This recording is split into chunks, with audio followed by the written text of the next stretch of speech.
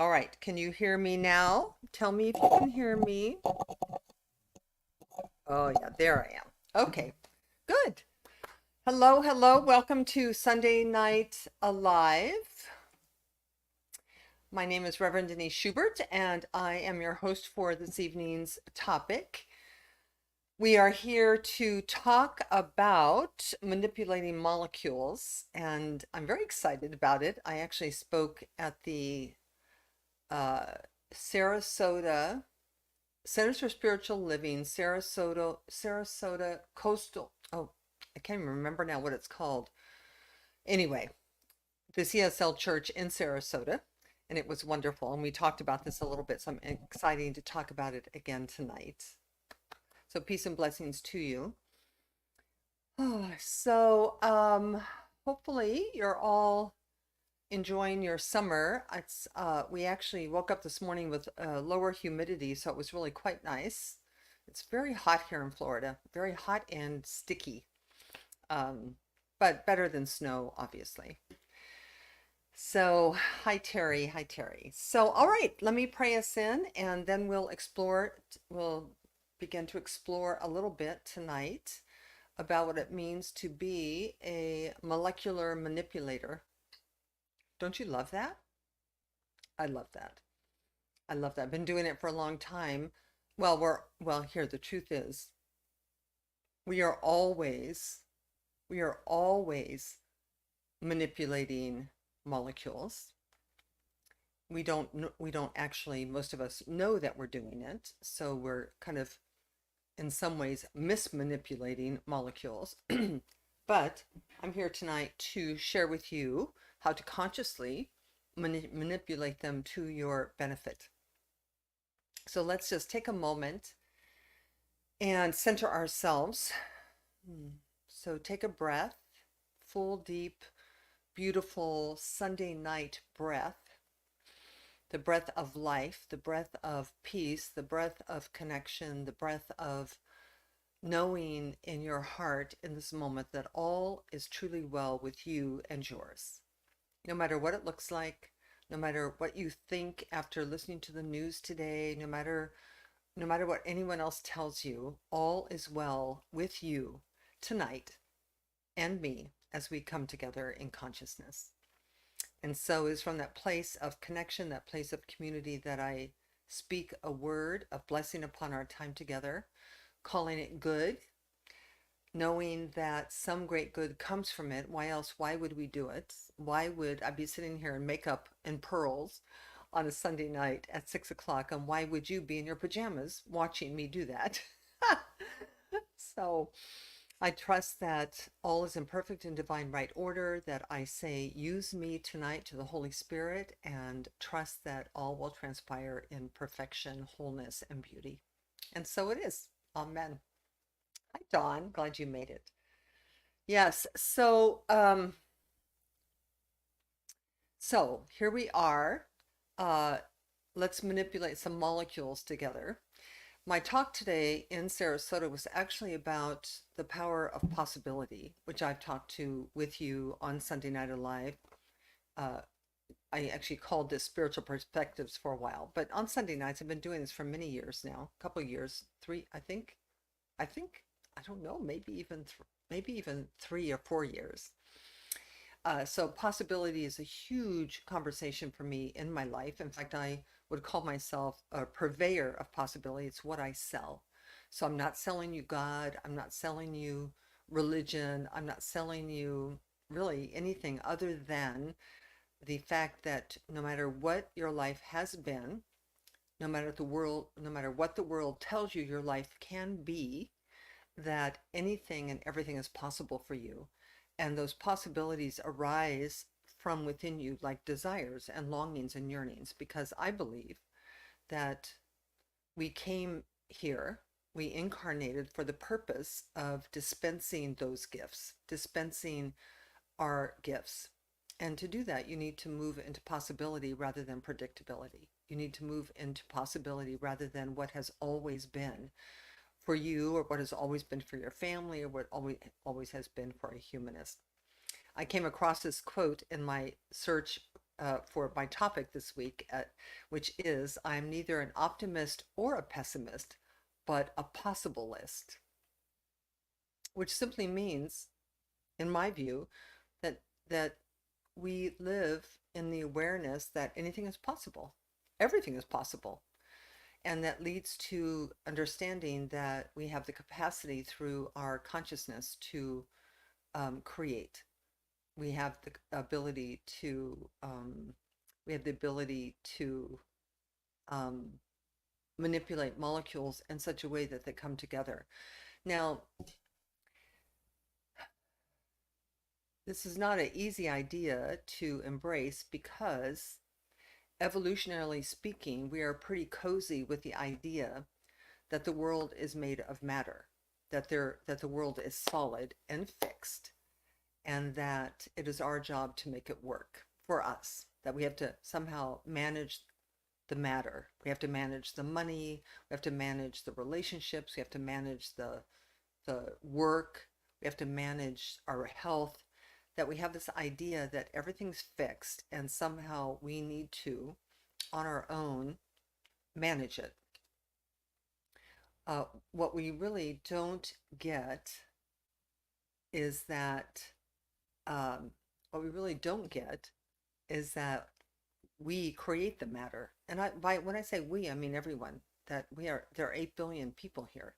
And with every thought, with every action, with every feeling, with every intention, with every conversation, we are um, making things come into existence.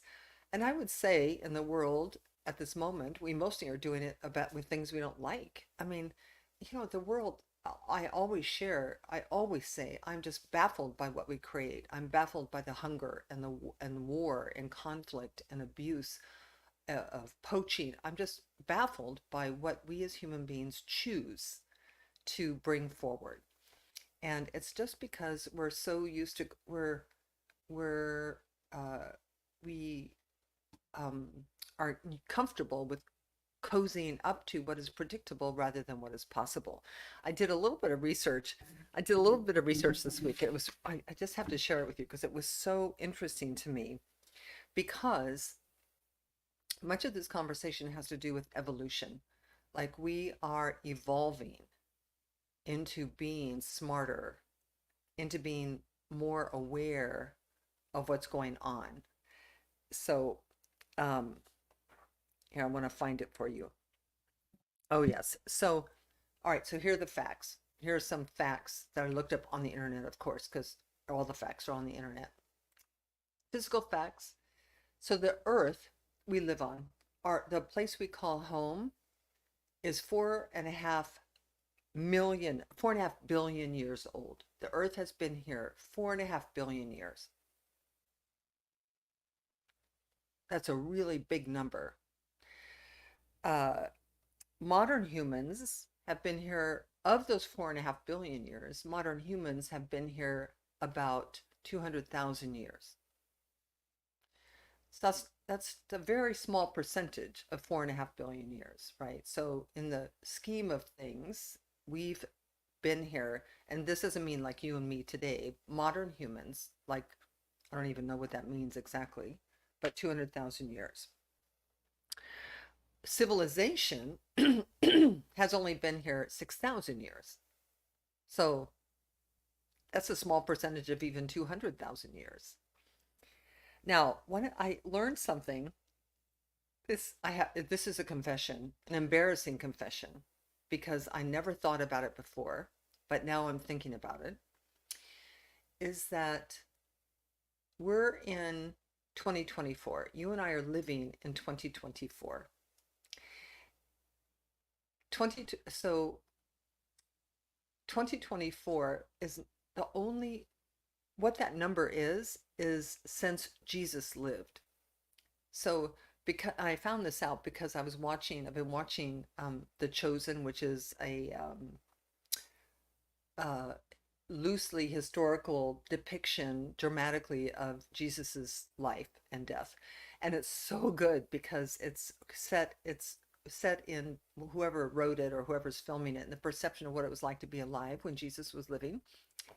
But I realized 2020, Jesus lived 2024 years ago, that our entire time structure and system is based on his life, which I just never, I don't know, I never really thought about it.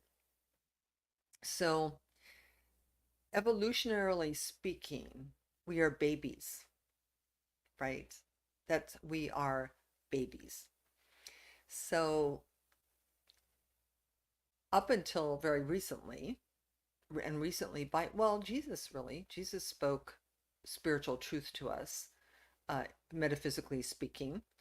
And there have been many since him, there's been many since him, and many before him actually, of this idea that the world is not physical, that the world is spiritual, and that we are spiritual. So, um, in order to understand why we can manipulate molecules, is to understand that we are learning, we are evolving into understanding that possibility.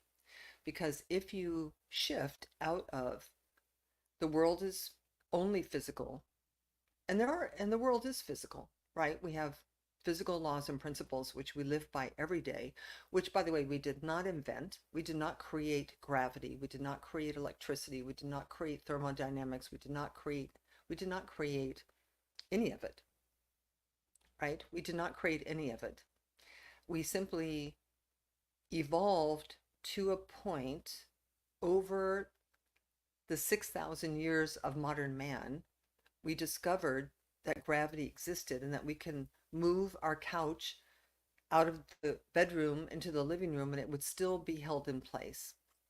We're held in place by gravity. So we learned gravity exists and how to live with gravity, how to be in harmony with it. We also learned about electricity. 200,000 years ago, nobody knew about electricity. So as humans, as modern humans evolved, we learned how to use electricity. We learned how to make fire. And sometimes we learned how to burn our house down or how to put it in a lamp. But whatever created everything, created everything with thought. Einstein said, I want to know God's thoughts. The rest are details. So we're dealing with the details. So God thought earth into existence, or whatever, however you define God. Something thought earth into existence. Something thought gravity into existence. Somebody thought electricity into existence. And you and I, as we have evolved mentally, have discovered these things and discovered how to use them to benefit our lives, to use them in harmony with us.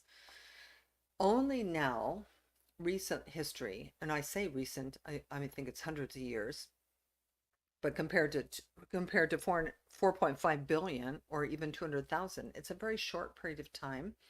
We're now beginning to understand that we've been imbued with the power to think in exactly the same way as God thinks. So when Einstein said, I want to know God's thoughts, the rest are details, I would say to you, as a minister, as a spiritual teacher, as a spiritual life coach, you think your life, I want to know your thoughts, the rest are details. Whatever you think becomes your details of your life. And most of the time, we're not thinking clearly with consciousness. We're thinking from our past. We're thinking from history. We're thinking from what has been. So we're not thinking possibility. We're thinking predictability. Are you with me? I know this is heavy duty metaphysical stuff, but it's very important, because if you can begin to entertain the possibility that you are a possible list, if you can begin to entertain the idea that you and what you have, what you do, who you are, your money, your relationships, your pocketbook are a reflection of your thoughts, then you have power. Until then, you have no power. So William Blake said, what is now proved was once only imagined.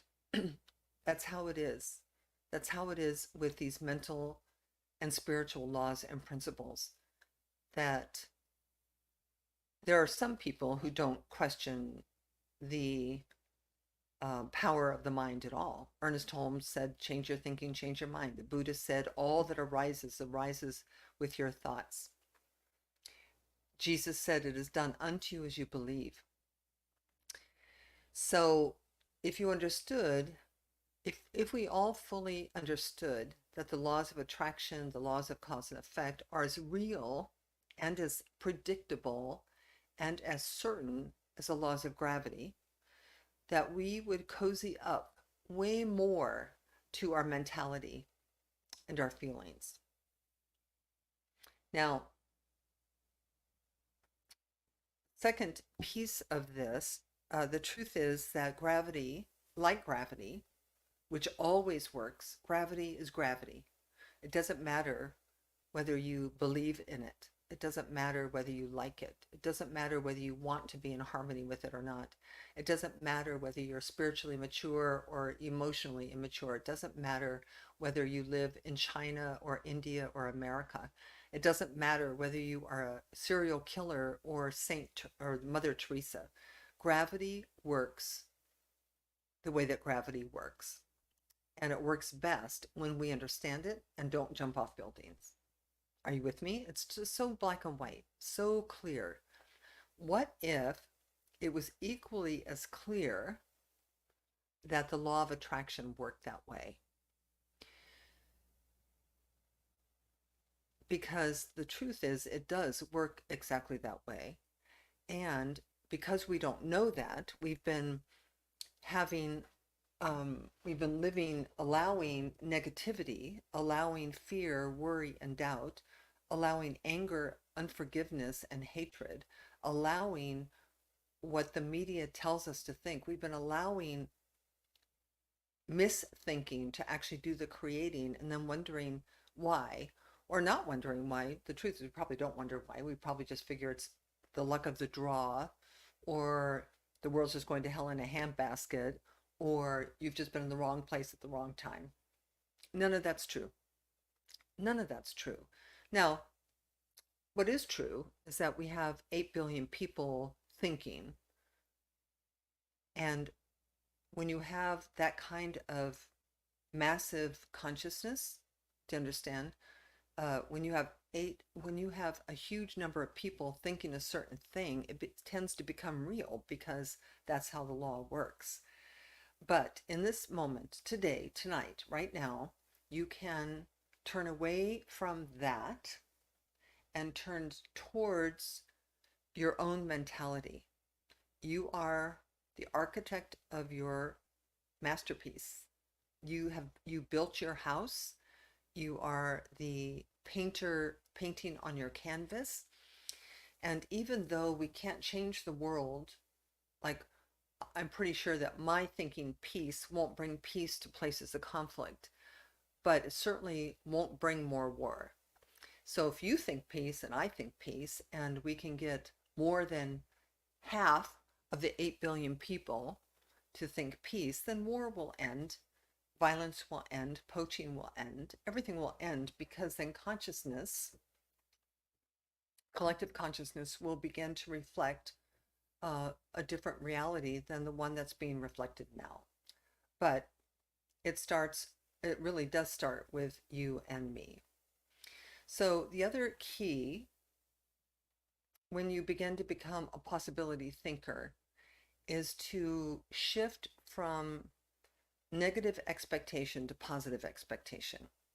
So live in the land of possibility with positive expectation, which simply means that you expect good things to happen for you. You expect positive results from your efforts, that you expect to like what happens. It was Ernest Holmes who said, and I love this, and I was struck by it when I first heard his words, but he said, faith is nothing more than expecting with every ounce of your being, with conviction, and belief and anticipation that whatever happens next, you will like. So faith is faith in the positive. He said fear is the opposite of faith, which is believing with full conviction and feelings and understanding that whatever you is going to happen next, you will not like. So fear is expecting the worst and faith is expecting the best. But you couple positive expectation with faith, positive expectation with living in the land of possibility thinking, is that really only good things can come knocking at your door. You know, I'm on a mission really I just had my 73rd birthday and I'm on a mission. Hold on. I'm on a mission to disprove any idea or belief that would keep my life small or constricted or diminishing. Now, does this mean that we will not get old, age, and die? No, it doesn't mean that. And doesn't mean that nothing unpleasant will ever happen to you. No, it doesn't mean that either, because we live in a shared airspace. So we have to be vigilant to be in charge of and responsible for our own thinking and our own consciousness. But I am going to tell you that whatever the world's throwing at you in terms of expectations, you can expect the worst to happen. You can expect, I mean, we're right in the middle of an election year, so there's a rampant, right? Rampant conversations going on between all the people involved with the election.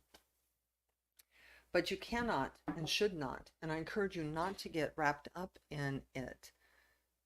Be present with your own mentality. Your happiness is your job.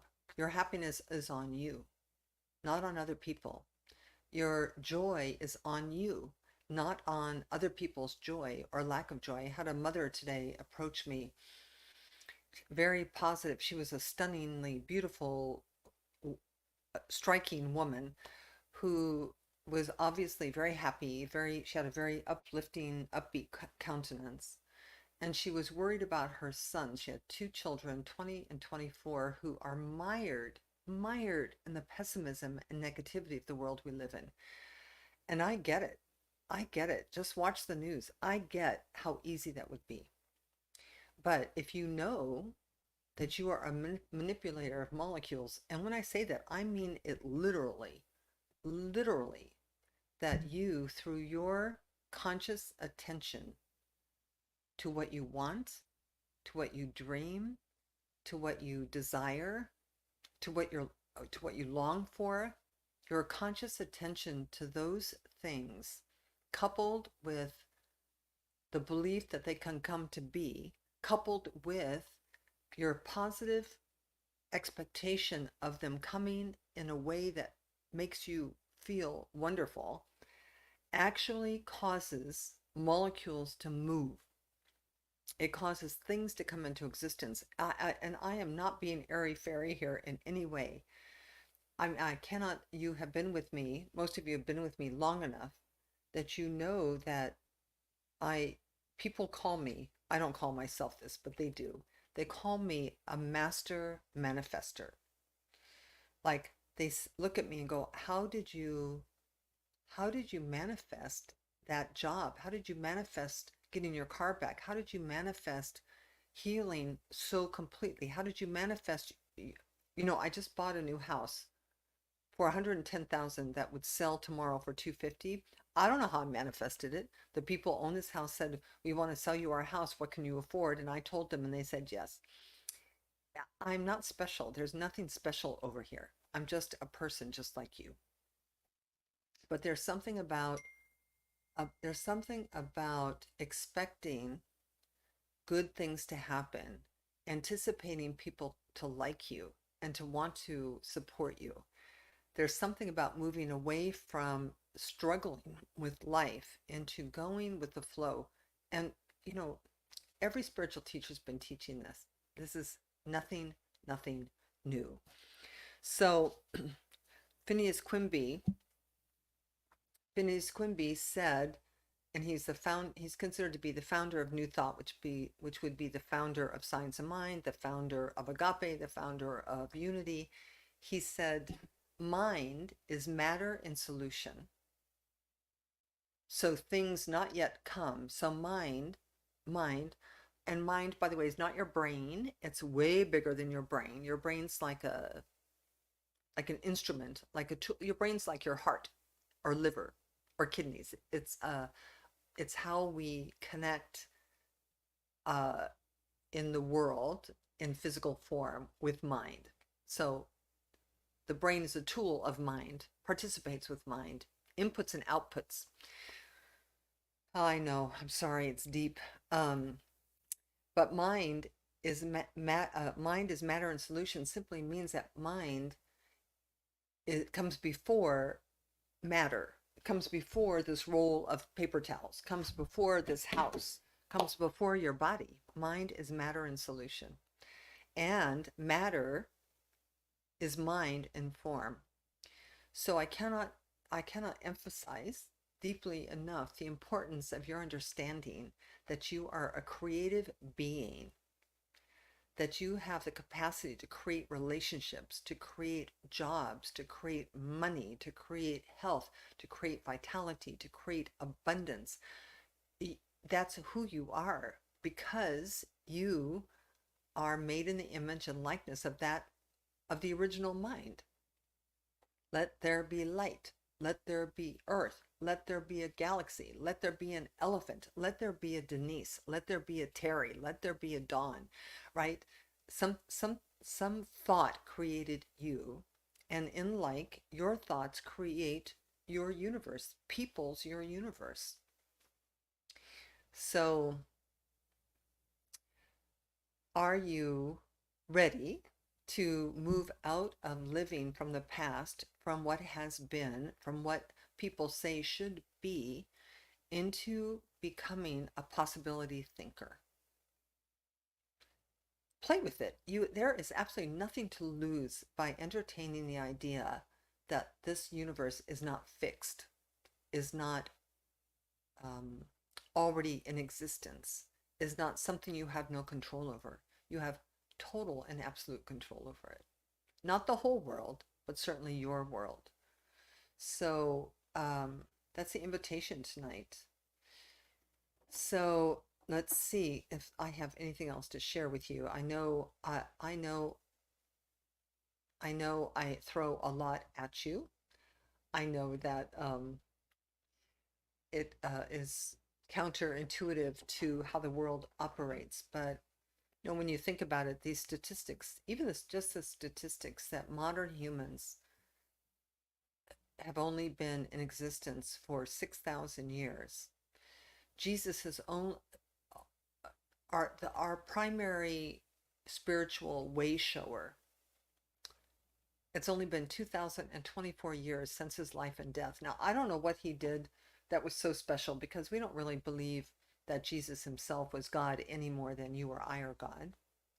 And I'm sorry if anybody watches this and is offended by that, but Jesus demonstrated more completely than any other human being we've studied that you can create loaves and fishes out of nothing, that you can make a way where there is no way, and that it has to do with what you believe, what you think, who you are.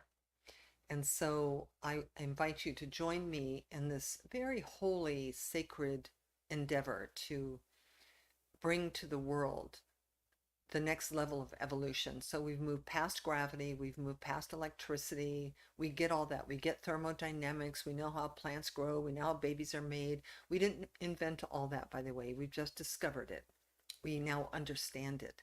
And there's more, I'm sure, because we are evolving as the world evolves. We are evolving. So the next level of evolution for human beings is to understand that we live in a spiritual universe governed by spiritual laws and principles that cooperate and cohabitate with physical laws and principles. It goes together. Spiritual and physical laws come together. And when we know that, when we live with that, in harmony with that, we can then take control, a greater degree of control and power over what happens to us. God, whatever God is, I am pretty sure God never meant for the world to look the way it looks. He never meant for there to be so much war and decisiveness and bickering and arguing and killing. In some ways, we, in some ways, it's a little bodacious for me to say it this way. I want us not to worry about any of that because it's temporary. It is temporary. You and I are not our bodies. So whether we live or die is irrelevant to our spirit, irrelevant to our essence. We are eternal. You are going to be around for eternity. You are birthless and deathless. So no matter what war is going on, and it looks like some people won and some people lost, some people lived and some people died, I know that nobody lived and nobody died. Everybody is just as they are they supposed to be. We are spirits. But in the meantime, there's a whole lot of suffering that happens. People suffer when somebody dies. People suffer in violence. People suffer in condemnation and judgment.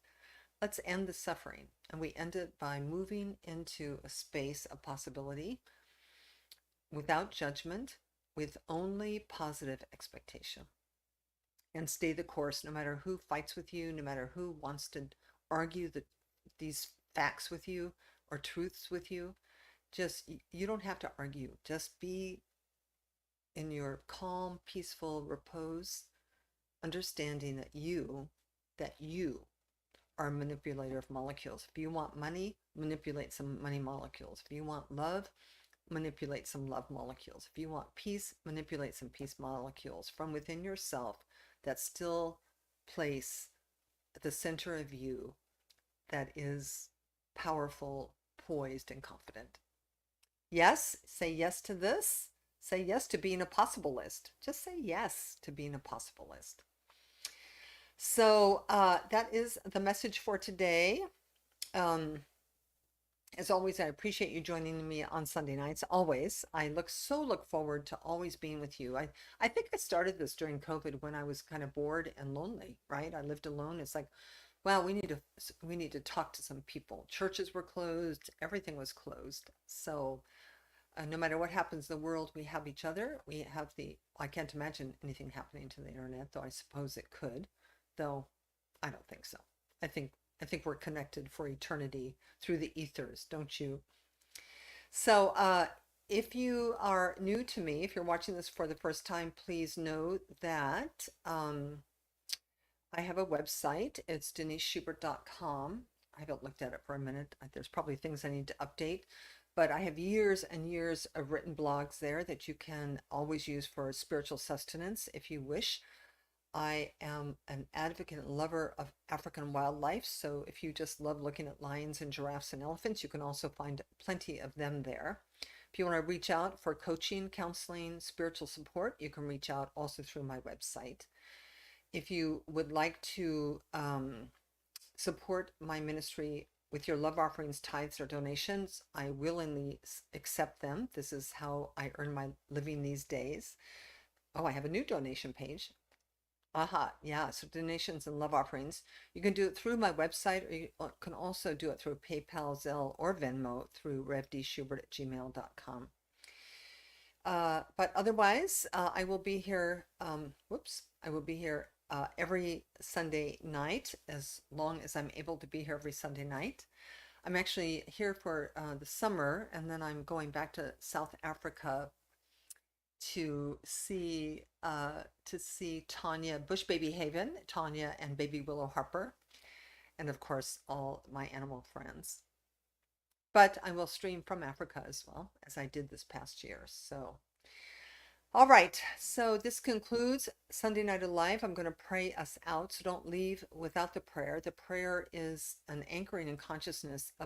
Actually, the prayer is the manipulation of molecules. So I invite you, before I do that, to open yourself to some possibility you've been dreaming of for yourself, whether it's peace of mind or calm, whether it's more abundance in your life, whether it's a spiritual community, whether it's a new job, whatever it is, whatever heretofore you have thought might be not possible for you, because you are now a possibilist, I want you to open during the prayer to knowing that it's on its way and coming.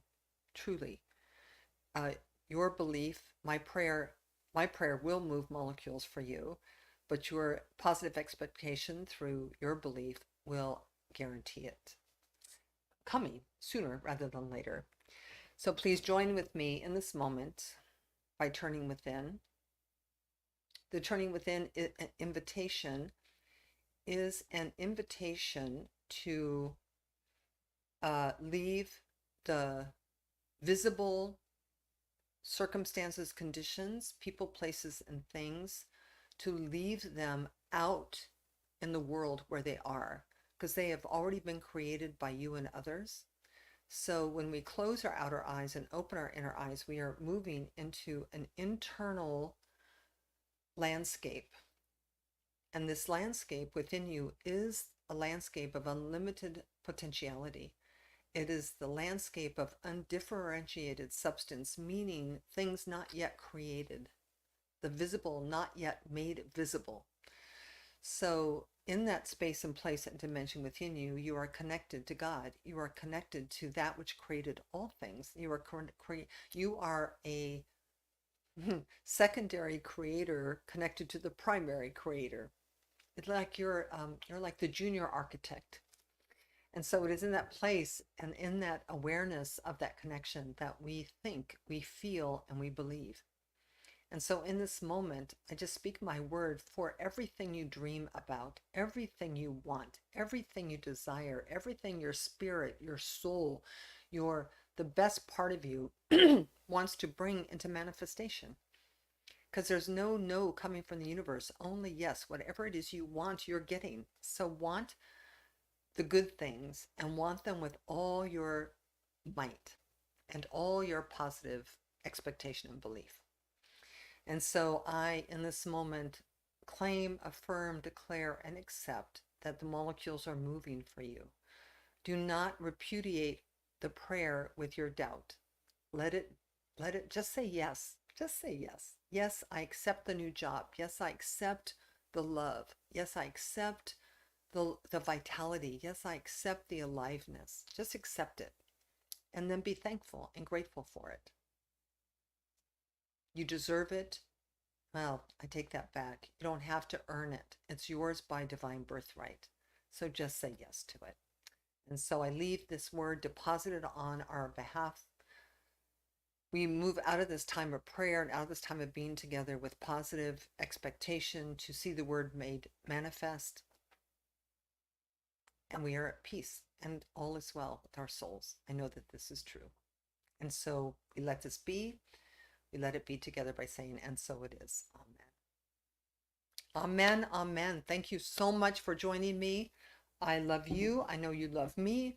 And life is good. So I will see you sometime between now and next week, or I will see you next Sunday at 6 o'clock on Sunday Night Alive. Peace and blessings to you. Mwah.